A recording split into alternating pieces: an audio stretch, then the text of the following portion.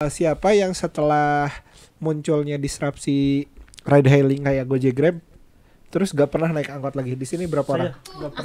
Gak pernah naik angkot lagi. Iya. Nah itu mungkin termasuk Damri nggak Kang? Oh iya, tergantung. Jadi Kalau saya Damri masih selalu rutin. terkejut dengan pertanyaannya. Nah, tapi maksud aku sepakat dengan ucapan Liana barusan. Kalau misalnya perubahan habit itu terjadi, orang biasanya masak di rumah, terus dia menemukan opsi lain yaitu tinggal masak yang pre-cook, tinggal ngangetin di rumah, dan effortnya itu nggak seribet kalau masak sendiri. Misalnya kalau mau makan bebek goreng, harus nangkap dulu bebeknya. Ya. Ini tinggal angetin langsung di microwave atau di oven. Ya mungkin nanti dia harus pertimbangkan, aku akan lakukan kebiasaan lama atau aku akan lakukan kebiasaan baru.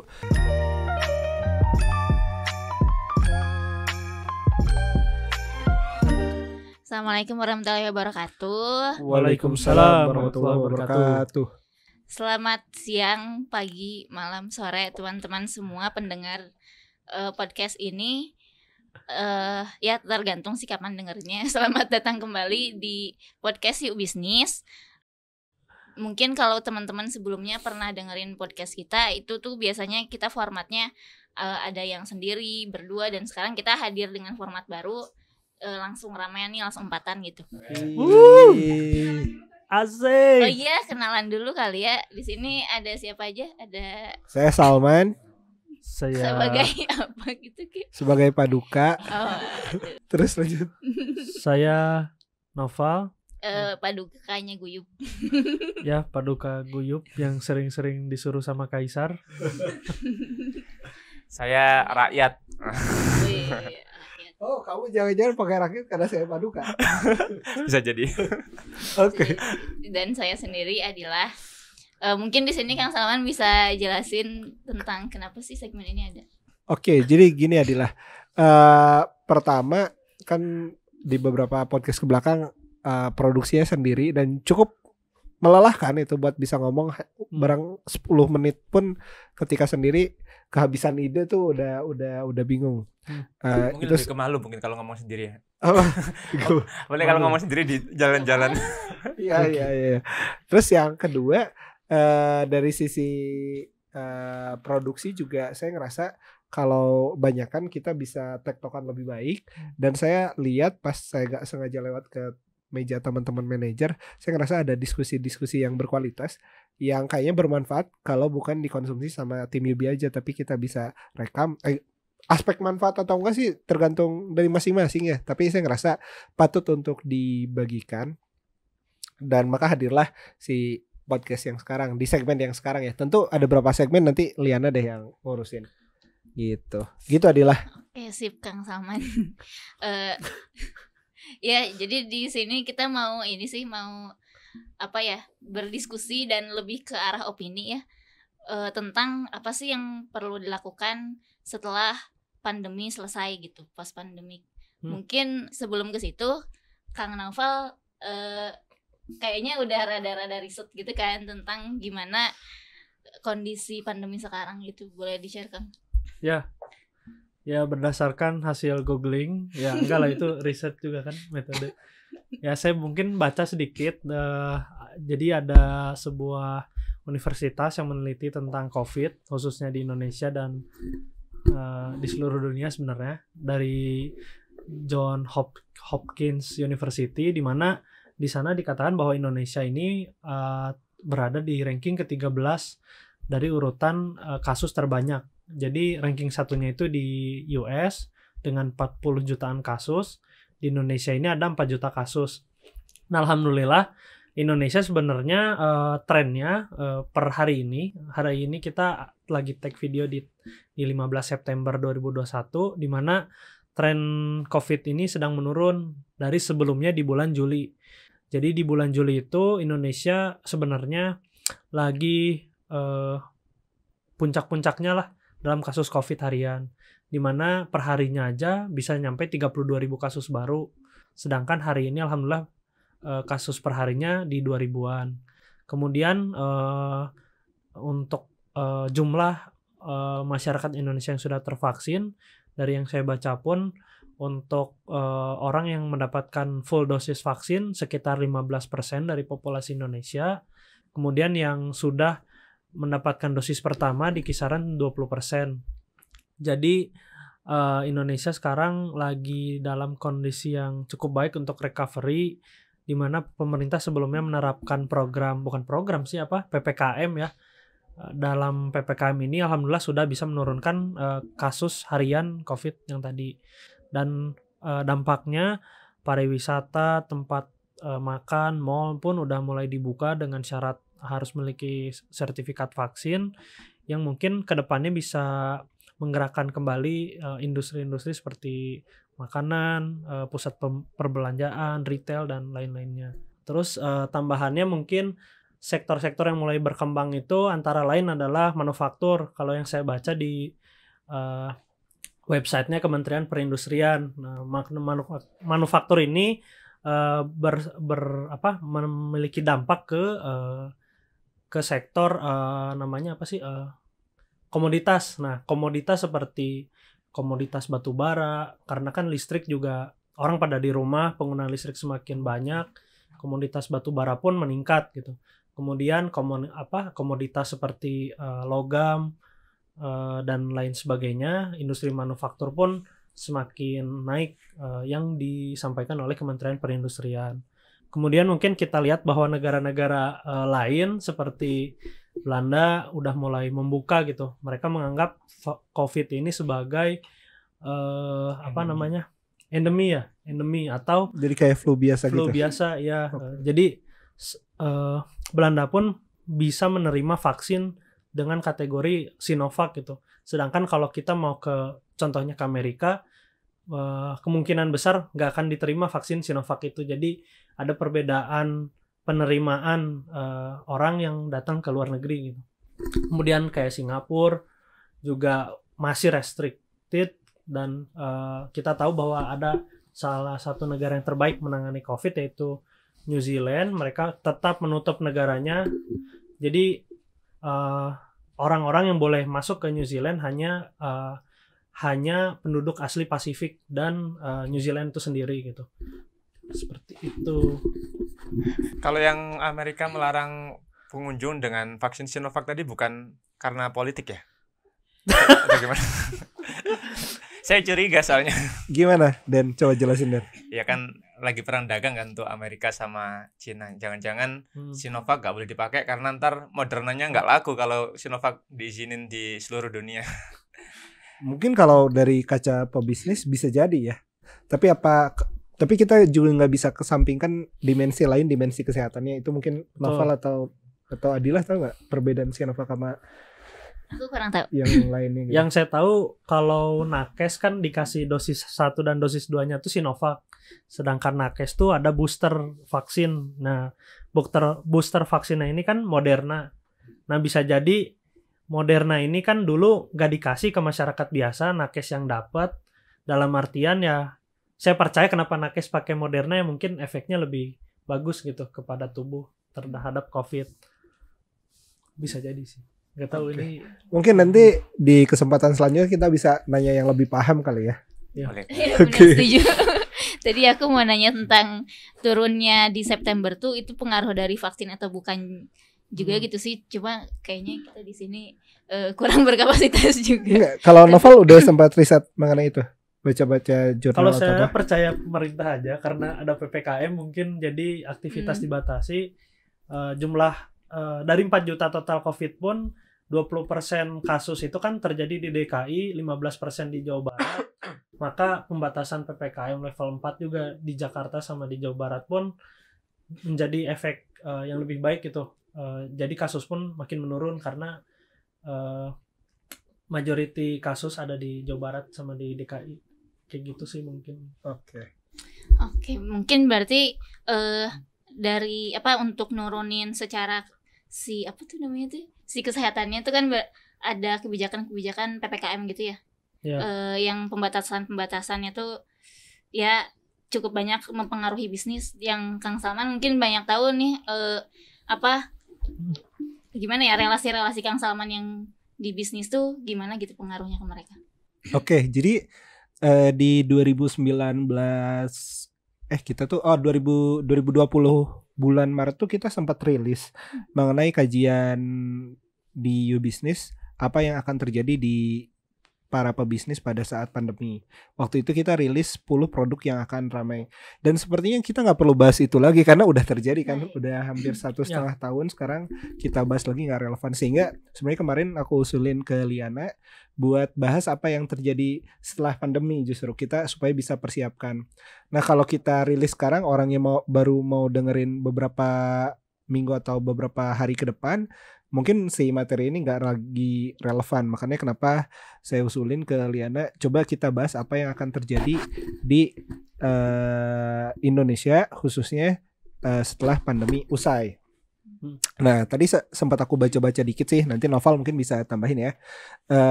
Jadi pada saat kan dulu ada adaptasi kebiasaan baru, kita merubah kebiasaan kita dari konsumsi digital misalnya. Ada angka-angka yang menunjukkan bahwa di Indonesia khususnya dan di dunia pada umumnya angka watch time orang di depan laptop atau di depan handphone itu meningkat drastis. Begitu juga ada istilah Zoom fatigue kan ya. Orang bosan nge-zoom tiap hari, mungkin ada 1-4 meeting dalam sehari, nge-zoom terus sampai orang kelelahan melakukan hal tersebut. Tapi yang menarik justru beberapa orang menjadikan itu kebiasaan yang lumrah. Dan kalau di Simply Selling tuh ada satu slide yang ngomong mengenai biaya dan benefit. Ketika misalnya buat meeting dulu kita mesti ke Jakarta dan sebagainya, mungkin sekarang orang buat meeting gimana kalau Zoom aja. Ya. Jadi mungkin ada beberapa pendapat yang bikin silaturahim tatap muka nggak bisa digantikan. Saya sepakat, tapi di beberapa orang yang lain tuh mungkin ngerasa kalau dengan Zoom bisa bikin lebih hemat biaya, waktu, tenaga, dan upaya, kenapa nggak Zoom aja? Nah ini yang saya baca mungkin terjadi pasca pandemi usai di Indonesia. Walaupun sebenarnya nanti kita berkehidupan bisa bertatap muka seperti biasa. Dan aku dengar sih katanya di Bandung udah mulai ada sekolah yang offline ya? Saya pernah lihat sih Kang lagi lari pagi lewat Saparua. Ada SD deket Saparua tuh ada SD. Ini di Bandung ya maksudnya. Terus saya lihat anak-anaknya udah pakai seragam terus jalan mau masuk ke dalam gitu. Gak tahu acara vaksinasi sekolah atau emang sekolahnya udah dibuka. Oke. Pas aku ke Cianjur juga bulan lalu tuh aku lihat di SMP dulu aku sekolah udah mulai sekolah walaupun satu meja didudukin sama satu orang aja.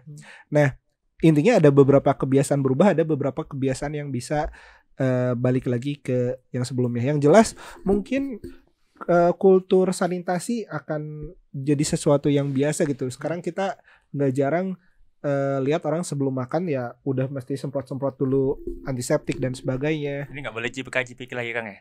Gak ngerti tuh. Iya, aku langsung shock ditodong gitu. Jadi rugi saya. Lah, coba cari yang sepemikiran sama kamu. Nah, balik lagi ke sisi bisnisnya. Misalnya dari aspek hiburan, kita tahu kan beberapa waktu di salah satu tempat hiburan di Jakarta, Kepergok, lagi kumpul muda-mudi, ternyata tetap ada tuh yang ngakalin kayak gitu. Tapi di beberapa yang lain tutup total dan sebagainya. Ini yang disangka jualan ayam atau bukan?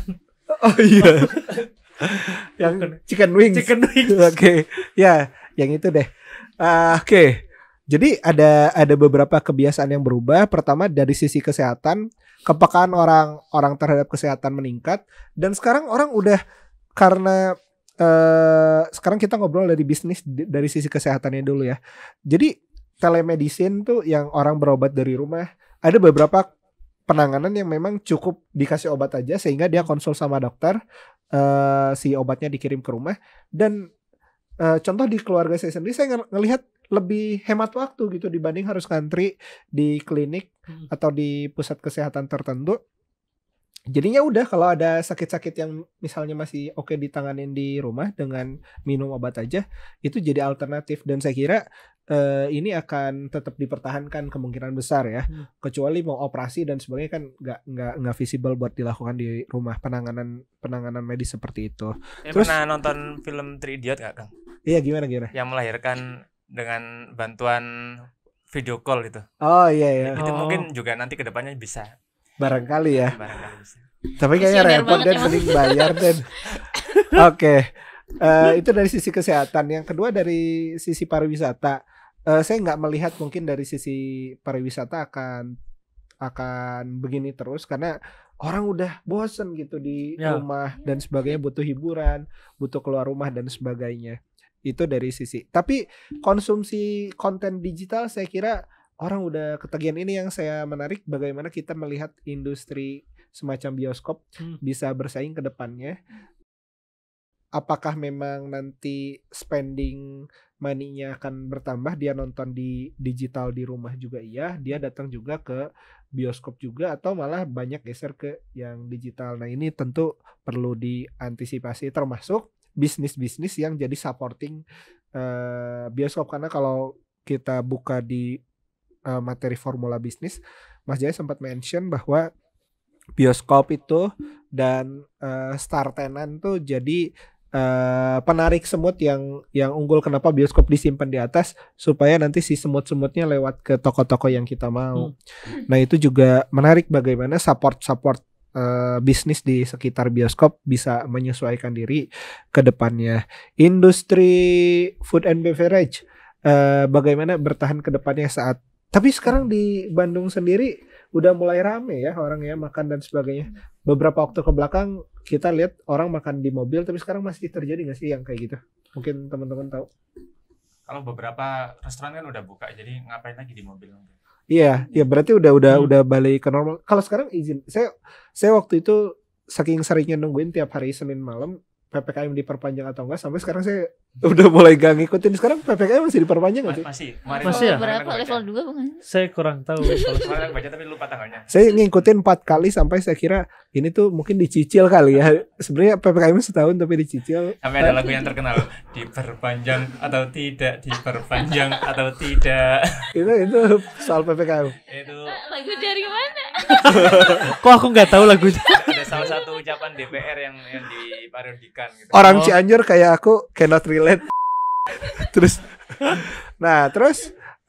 balik ke tadi industri kesehatan, industri food and beverage, teknologi saya kira bisa cukup beradaptasi, dan diprediksi di kajiannya Rifki waktu itu pas bikin satu materi ngomongin industri yang akan maju di dunia pandemi sama setelahnya tuh teknologi termasuk yang akan rising gitu ya.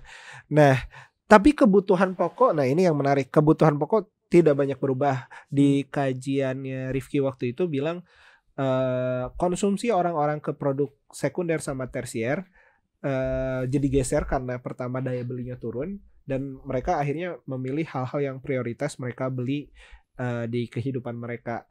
Nah, saya nggak tahu nih berapa banyak ibu-ibu yang berubah kebiasaannya, yang dulu mereka makan di luar dan sebagainya, sekarang mereka beli frozen food dan sebagainya. Apakah setelah pandemi usai konsumsi frozen foodnya usai juga, atau mereka berubah? Mungkin Denny bisa kasih pendapat soal itu. Kalau menurut saya setiap industri itu harus memberikan experience. Jadi soalnya kalau kebutuhan yang pokok itu bisa diakomodasi oleh industri-industri yang menyediakan kayak pengiriman. Kayak kalau belanja, kita pengen belanja aja kan bisa dari Tokopedia, dari Shopee dan lain-lain. Tapi kalau misalnya kita ke mall, sekarang itu tujuannya tidak hanya untuk membeli baju, tapi untuk jalan-jalan menikmati apa yang ada di mall, termasuk makanannya, termasuk hiburannya, mungkin naik lift kalau dia belum pernah naik lift. Oke. Kalau soal konsumsi frozen, kamu kan sekarang ngelihat salah satu lini bisnisnya Stoki. Itu sendiri di diskusi tempatmu di Stoki gimana tuh? Apakah nanti setelah pandemi selesai perilakunya balik lagi atau gimana tuh? Kalau kedepannya kan kita masih meraba-raba, tapi seperti apa yang dikatakan Mas Noval tadi, ini pandemi ini akan menjadi endemi selanjutnya. Jadi kalau misalnya Kang Salman tadi menyebut kapan apa yang harus kita lakukan sebagai pebisnis saat pandemi usai. Kayaknya nggak ada usainya. Kalau misalnya disangkut pautkan ini ada bentrok ini, ada bentrok kepentingan. Jadi yang satu memandang pandemi sebagai endemi, yang satu masih berharap pandemi ini akan usai. Saya lebih mendukung bahwa akan ada new normal yang akan berubah menjadi normal. Jadi Stoki ini akan berprospek yang sangat bagus ini menurut saya. Pesan sponsor. Oke. Ya Stoki ini kami akan menyediakan satu toko kayak Alfamart gitulah.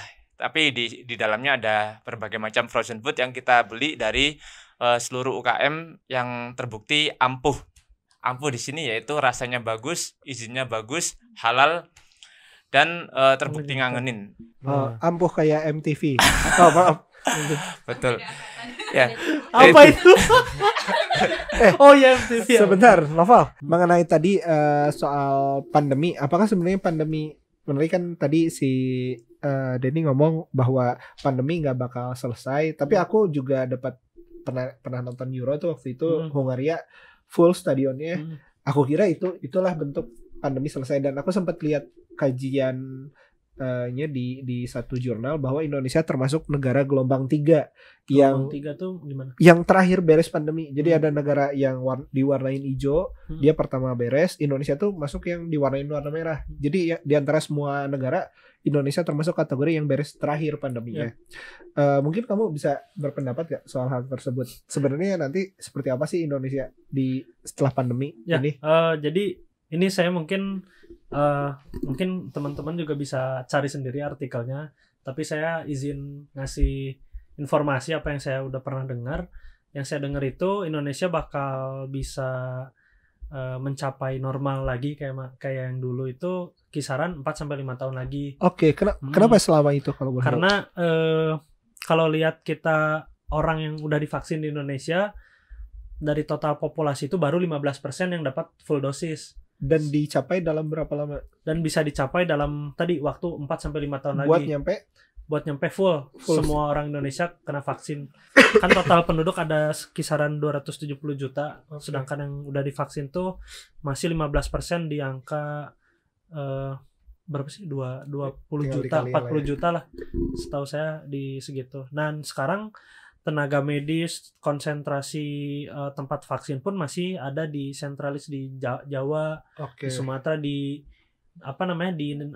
provinsi-provinsi yang udah siap infrastrukturnya. Sedangkan Indonesia sendiri banyak kepulauan, banyak provinsi yang masih belum siap dengan infrastruktur dan tenaga medisnya. Jadi ada 2 faktor yang membuat cukup lama tadi, mungkin gelombang 3 tadi. Mungkin itu sih. Menurut lo hal terbaik apa yang mesti kita lakukan dalam 4-5 tahun ke depan? Apakah kita akan seperti ini terus modenya gitu atau gimana sih Pak?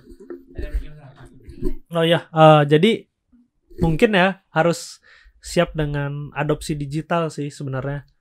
Adopsi digital di sini adalah teman-teman yang dulu belum ready gitu kayak main sosial media, masih mengandalkan channel offline-nya, jadi harus mulai siap. 2 dunia lah kasarannya, dunia digital dan dunia offline. Mungkin ada tambahan dari teman-teman yang lain, dari Denny atau Adila? Dari Kang Denny ada tambahan dulu. Apa ya? Enggak. Mangga. Tadi yang pas bahas frozen food kan tadi aku diskusi juga sama Adila tuh yang kira-kira frozen food tuh akan tetap atau enggak setelah pandemi usai. Terus kalau tadi kata Adila tuh kayaknya setiap orang tuh akan nyari titik nyaman gitu. Jadi mungkin tergantung orangnya. Kalau misalnya mama-mama muda yang kemarin dibahas Mas J, kayaknya kalau udah nemu nyamannya kayak gitu akan lanjut. Tapi kalau misalnya tadi yang dibilang Denny yang orang-orang yang emang makan tuh gak cuma makan, tapi dia nyari hiburan, nyari segala macam, mungkin gak akan ke situ lagi gitu. Persis ini ada satu pertanyaan menarik. Siapa yang di sini pindah ke Gojek Grab dan gak pernah naik angkot lagi? Saya. Sebelum pandemi sudah pakai Gojek. Iya. Enggak, maksudnya bukan di kondisi pandemi aja. Jadi Pak, kan kita ngelihat ada kalau di Mas itu ada kondisi sosial, disrupsi itu yang kalau di ekosistem bisnis tuh yang bawah kan perubahan regulasi dan sebagainya.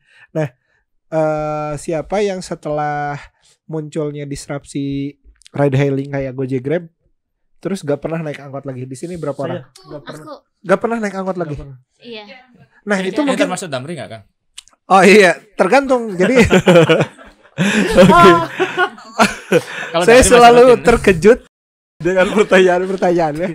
Nah, tapi maksud aku sepakat dengan ucapan Liana barusan. Kalau misalnya perubahan habit itu terjadi, orang biasanya masak di rumah, terus dia menemukan opsi lain, yaitu tinggal masak yang pre-cook, tinggal ngangetin di rumah, dan effortnya itu nggak seribet kalau masak sendiri. Misalnya kalau mau makan bebek goreng, harus nangkap dulu bebeknya. Ini tinggal angetin langsung di microwave atau di oven.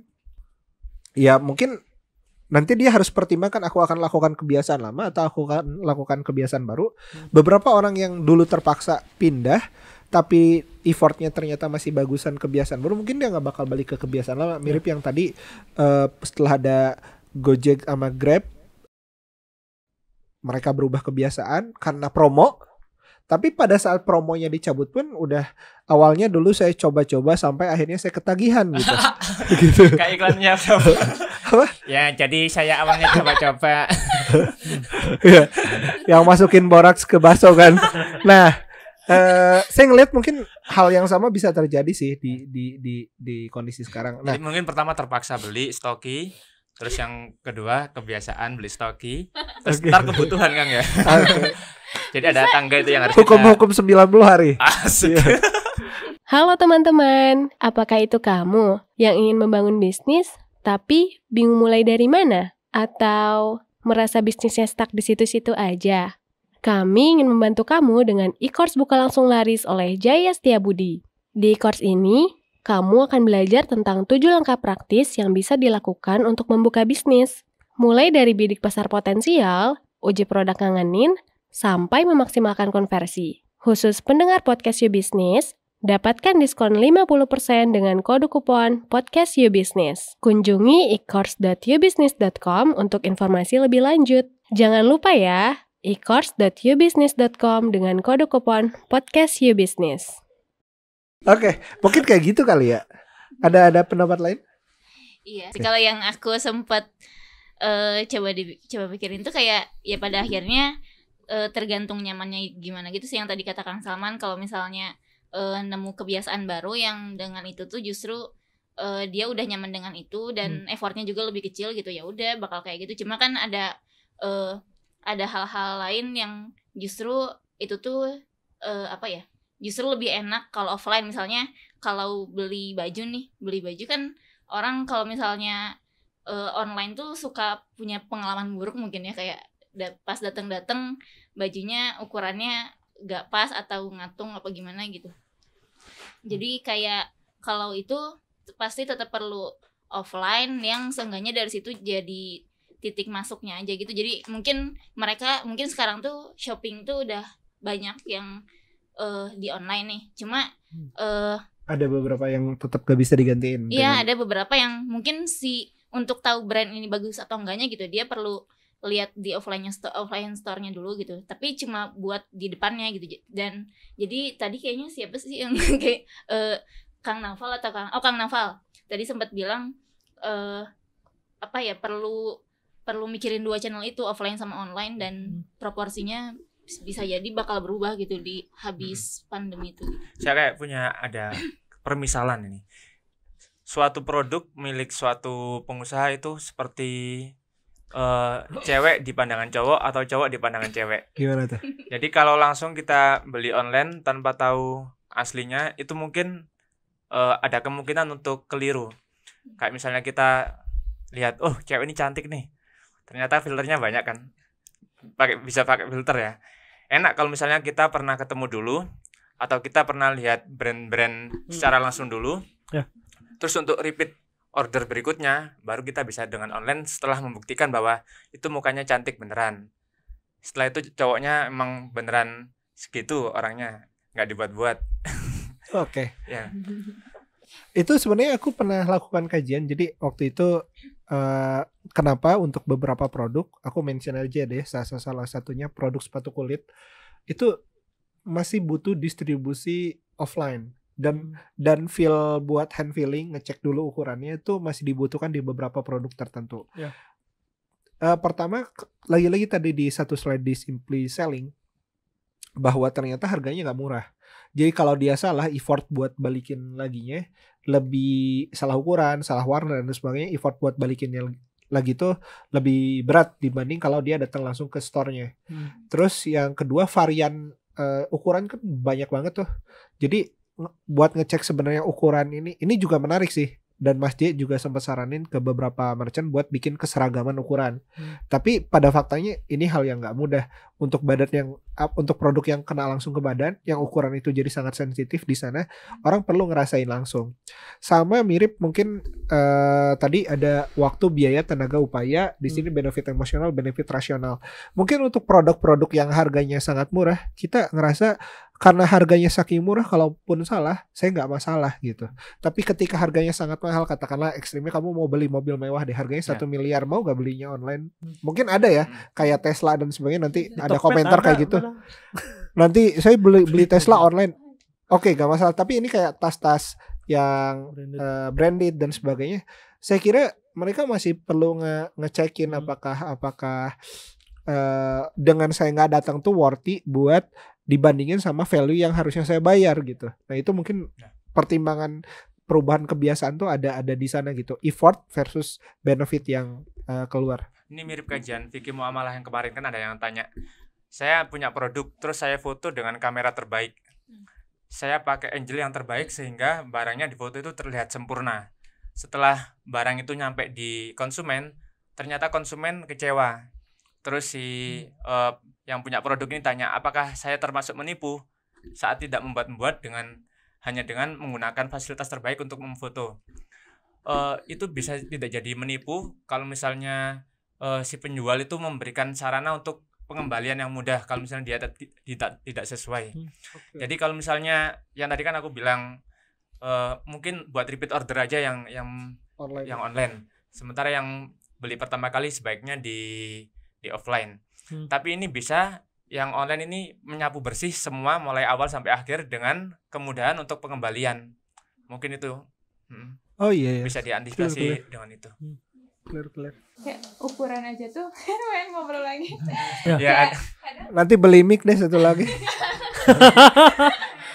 Kayak ukuran sepatu kan tadi orang ada yang beda-beda nggak pas. Nah sekarang tuh banyak di toko sepatu online tuh di senti. Jadi kalau ukuran 36 tuh berarti berapa senti. Jadi dia nyuruh ngukur kaki kita gitu. Jadi sebenarnya pasti nggak salah gitu si ukuran sepatu itu. Terus kayak ya itu tadi ada garansi pengembalian. Jadi kalau aku pribadi beli sepatu pun lebih enak online. Oh sekarang udah online. Oke, clear. Dan dulu aku sempat dengar kajian yang sama tapi 5 tahun lalu ya. Nggak tahu itu masih relevan apa enggak. Maksudnya kayak dulu orang khawatir kan naik taksi online dan sebagainya. Pernah nggak dengar isu kekhawatiran orang naik Gojek Grab? Tidak. Langsung percaya gitu. Iya kan pernah ada kasus keamanan dan sebagainya. Nah, sampai semua orang ngerasa biasa banget dan ngerasa ya udah aman-aman aja. Kayaknya ini sesuatu yang makin lama makin bakal terkikis sih hal-hal kayak gitu. Oke, Adilah, lanjut. Iya, aku ada satu lagi sih yang kepikiran gitu. Kan sejauh apa perubahan yang kan kita tuh kan beda ya, yang kondisi di kota besar sama di daerah-daerah gitu. Nanti kira-kira bakal sejauh apa ya perubahan kebiasaan orang-orang di kota besar sama yang di daerah-daerah, yang mana mereka mungkin daerah mah pandemi nggak pandemi juga sama aja gitu. Jadi. Aku pernah dapat materi ini sih dari beberapa teman ya. Kalau di fashion ada yang ngomong misalnya ke daerah Indonesia bagian timur, tapi ini tentu sangat debatable. Ada yang bilang trennya selisih 6 bulan, ada yang bilang trennya selisih 2 tahun gitu. Tergantung dari bagaimana saluran distribusi tren itu sendiri. Jadi misalnya dia lihat apa yang ada di TV, terus apakah yang ada di TV itu bisa dia capai dalam waktu yang langsung atau malah butuh waktu dulu sampai store itu buka di tempat itu. Contoh misalnya di Cianjur dulu aku kan ada Miniso ya. Nah di Cianjur kan ada Naiso. Jadi buat bergeser itu padahal Naiso. Nah maksudnya perubahan itu kan butuh waktu tuh sampai sampai terjadi. Nah hal yang sama juga mungkin kebiasaan-kebiasaan ini aku nggak ngerti ya kalau di pandemi akan terjadi hal yang sama atau tidak. Maksudnya di sini orang pakai masker sekarang, terus di daerah baru pakai masker di tahun depan kan ngapain gitu maksudnya. Dia harus melakukan itu. Tapi ada kebiasaan berubah yang butuh adaptasi. Dan yang menarik di daerah-daerah yang secara distribusi itu susah. Kalau di dunia logistik mungkin zona C sama zona D, orang J mungkin bisa jelasin ya. Nah, itu belanja offline tuh masih tetap worth it di sana. Jadi saya ada saudara yang memang fokus di jualan spare part motor dan di sana lebih laku, walaupun pertanyaannya kan bisa buka marketplace atau toko online. Tapi akhirnya effort yang harus dilakukan buat bisa beli itu tetap lebih mahal kalau online. Jadi online tuh nggak selalu jadi lebih murah. Dia harus cari metode pembayarannya dulu, cari ATM. Nyari ATM sama ke tokonya lebih dekat ke tokonya. Jadi ngapain harus beli lewat online terus nanti belum ongkos kirim yang jadi lebih mahal. Nah, distribusi ini jadi hal yang menarik sebenarnya di Indonesia buat bisa diselesaikan. Dan ini big deal yang bikin orang yang pengen transaksi itu jadi beli atau enggak karena tadi si riset distribusi sama pricing dari ongkos logistiknya gitu ya. Itu sih menurutku sih. Mungkin ada tambahan dari Bapak Guyub Indonesia, Bapak Guyub Indonesia ini novelnya. Ya, apa? Perihal yang barusan Val, perihal bagaimana adaptasi ke daerah karena butuh waktu. Apakah memang akan selalu yang terjadi di kita sekarang diadaptasi di daerah atau mereka punya adaptasi tersendiri gitu? Saya boleh nimbrung sebentar. Boleh. Ini kenapa orang daerah yang harus beradaptasi ke orang kota, bukan orang kota yang beradaptasi ke orang desa? Wah, menarik sih. Ini ngomongin filsafat ya. Kayak ini saya yang orang desa nih kayak kok miris banget. Kenapa aku harus ikut-ikutan harus ada miniso di desaku, padahal aku nggak menginginkan hal itu. Ini sebenarnya aku pernah diskusi sama si Anita. Anita kan Anita maaf ya diceritain. Anita.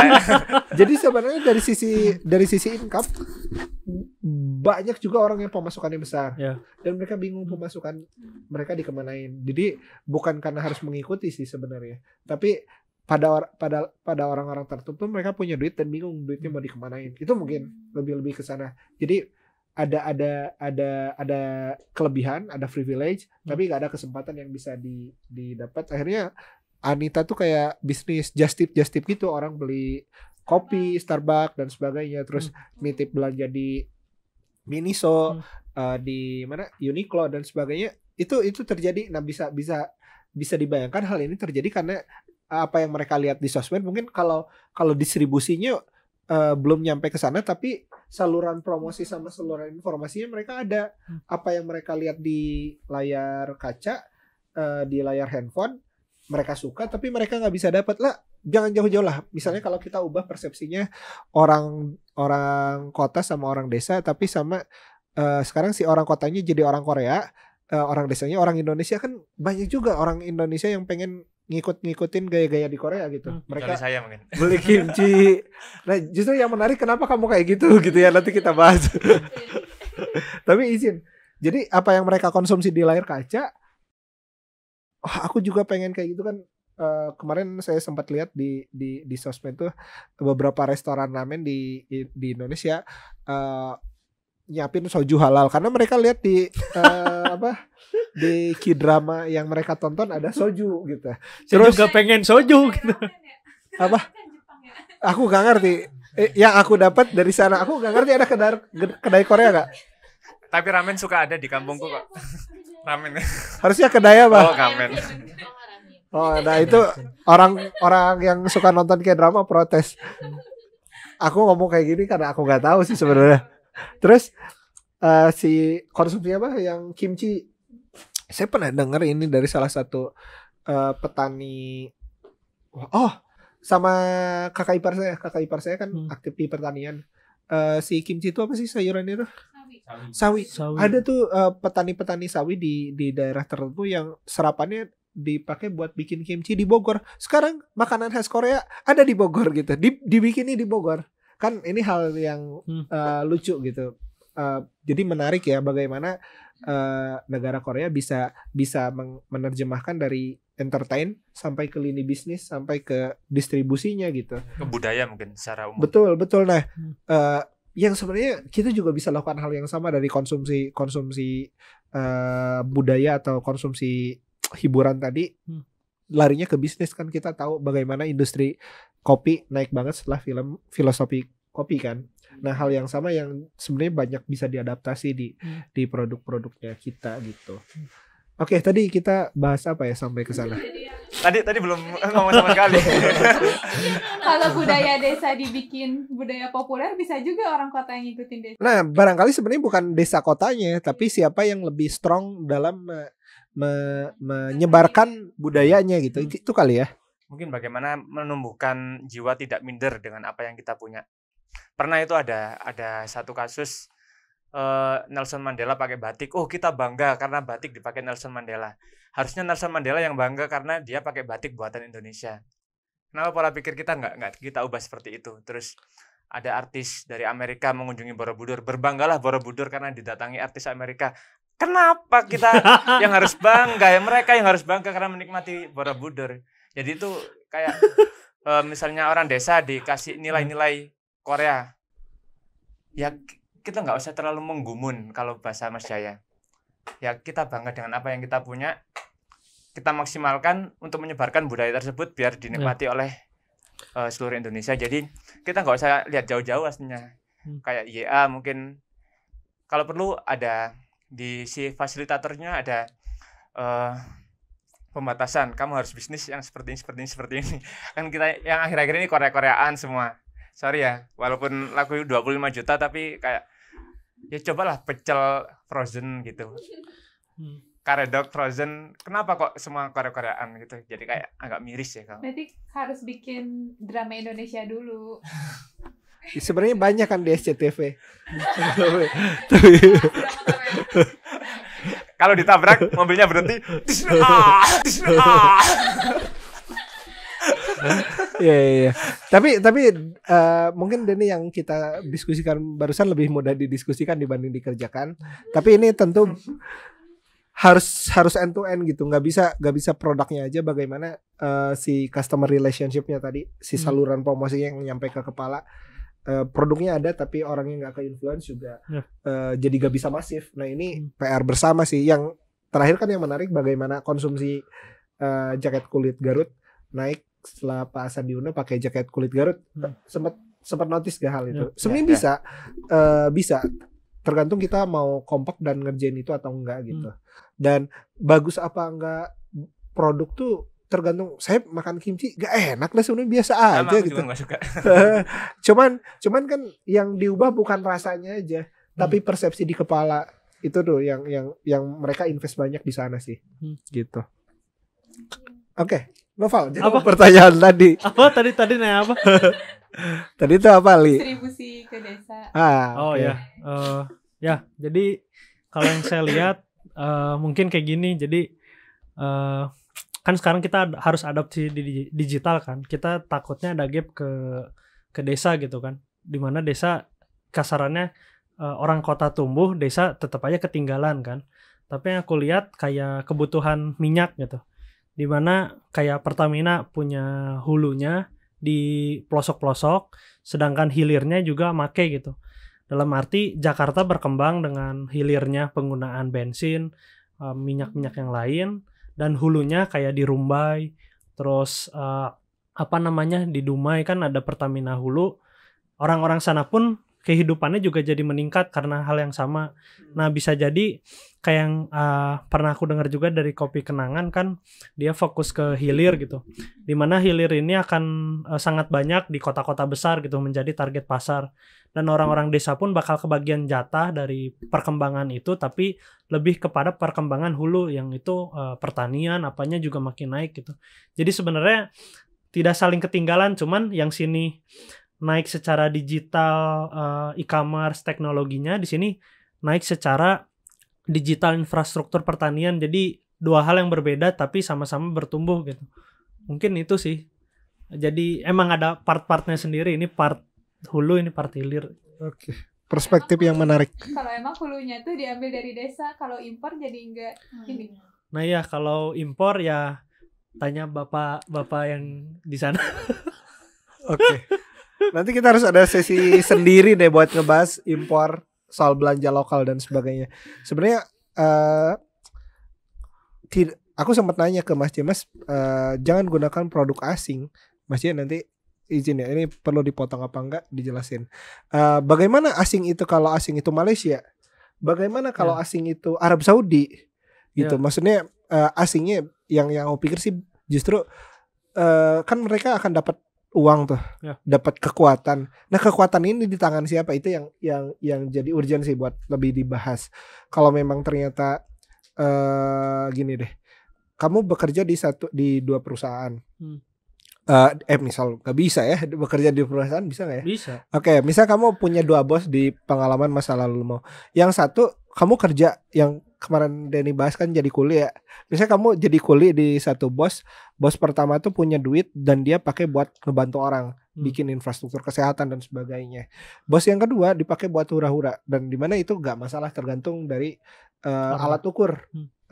Mereka mau pakai kacamata apa, pakai balap-balapan, pakai beli mobil mewah dan sebagainya. Nah, ini kan yang kita kerjakan tuh menghasilkan kekuatan sama menghasilkan uang. Nah, kita lebih senang uang ini ada di orang pertama apa orang kedua. Itu sih mungkin yang jadi concern kita. Dan tadi pembahasan mengenai import, mungkin kita bisa pakai persepsi yang sama pada saat kekayaan negara ini dikasih ke luar. Kira-kira yang luar ini punya value apa, sehingga kalau mereka dikasih kekuatan, mereka akan melakukan apa dengan kekuatan itu, gitu sih. Setuju. Oke. Ya, setuju Kang, benar. Oke. Mungkin kamu yang bagian gak setuju ya, ada gak? Gak pasti. Ya setuju sih kalau mengenai hal itu kan. Jadi kita harus memikirkan jauh ke depan mengenai apa yang kita sumbangkan mungkin 5 cm ke depan ini ternyata ada akibatnya ke 50 km ke depan. Itu mungkin pikiran kita yang perlu dijauhkan lah. Tapi ini kayaknya pembahasan yang agak sulit. Tapi boleh nggak ini saya belokkan ke yang Sandiaga Uno pakai jaket kulit. Terus penjualan jaket kulit jadi laris. Boleh. Pula yang Pak Jokowi pakai baju Baduy kan. Ini semasa hidup saya pada asik. Ini kayak peran pemerintah akhir-akhir ini terhadap UKM kayak sangat luar biasa. Apakah ini cukup menurut Kang Salman, atau harus dari UKM sendiri yang harus? Dan kenapa bahas pemerintah harus aku? Ya, jadi jangan tergantung sama Pak Jokowi pakai Baduy atau enggak, kamu harus bisa menjualkan gitu loh. Kayak Yubi, solusi online buat UKM. Mungkin aku jadi gimana perwujudan Yubi ini? Sebenarnya kalau pakai kacamata, sekarang kita mau bahas ini pakai kacamata siapa ya? Kalau pakai kacamata aspek politik, nanti kebijakan populis dan sebagainya, aku bukan orang yang kapasitas buat bahas itu. Tapi dari aspek bisnis lah ya, kan ada, kita kenal di dunia marketing ada key opinion leader ya. Siapa tokoh-tokoh yang kalau melakukan sesuatu bisa jadi bikin boom sesuatu. Dulu pernah ada artis Korea yang pakai sandal swallow terus rame. Ini loh sandal swallow yang dipakai artis Korea. Pernah dengar case itu? Nah, saya baca sih kalau di product launch formula, cari buzzing dari tokoh-tokoh seperti ini memperkuat reach dari satu campaign. Jadi misalnya ada tokoh-tokoh yang punya jangkauan luas memakai satu produk tertentu, dia akan bantu ngebuzz tuh apa sih, bikin kebisingan dari produk yang dia pakai. Penyebar virus sih. Apa? Penyebar virus. Penyebar virus kalau pakai istilah Mas J. Nah, apakah pemerintah harus melakukan itu? Ya, yang jelas kalau siapa yang akan support gitu. Kalau kita pakai influencer yang berbayar, UMKM nggak mampu gitu, dan siapa yang akan peduli, padahal kita tahu bahwa UMKM ini adalah satu support system yang ada di negara kita yang bisa jaga negara kita dari krisis. Jadi yang paling berkepentingan yaitu pemerintah entah dengan cara mengcapture tadi si opinion leader yang berbayar tadi, pemerintah yang bayarin atau pemerintah sendiri yang lakukan gitu sih. Ini aku jawab dari aspek bisnis ya. Tentu aku nggak bisa bahas dari aspek politiknya, aspek populisnya dan sebagainya. Gitu sih Dan. Oke, udah berapa menit kita diskusi? Oke. Ya. Juga. Ternyata tidak susah ya bikin podcast. Cukup mengobrol. Yang lama persiapannya. Emang ada apa? Suatu semboyan. Ketakutanmu itu lebih seram daripada apa yang terjadi sesungguhnya. Anjay. Oke, Adila. Mungkin ada closing statement dulu. Oke, dari aku sih gitu ya, teman-teman. Jadi dengan apa yang terjadi di pandemi sekarang, pada saat beberapa pebisnis sibuk meratapi kondisi yang terjadi, yang saya yakini dunia di beberapa hal jadi melambat di kondisi sekarang, di mana sebenarnya teman-teman bisa nyalip di kesempatan ini. Coba manfaatkan betul kesempatan ini buat bisa mempersiapkan apa yang terjadi nanti setelah pandemi usai atau tidak usai gitu ya. Sok Nova. Ya, dari saya mungkin kehidupan tidak hanya sebatas layar 5 inci, di mana harus melihat juga aspek-aspek offline dan lain-lainnya. Jadi belum tentu teknologi itu membantu gitu. Bisa jadi offline itulah yang membantu. Jadi diharapkan mungkin untuk para pembisnis ke depannya adopsilah di dua sektor, online dan offline juga sih, dan dikombinasi. Mungkin itu yang bakal mendorong ke depannya. Terakhir gimana Kang Dedik? Oh, pasti lucu ya Din ya. Nggak, ini agak serius ya di sesi ini.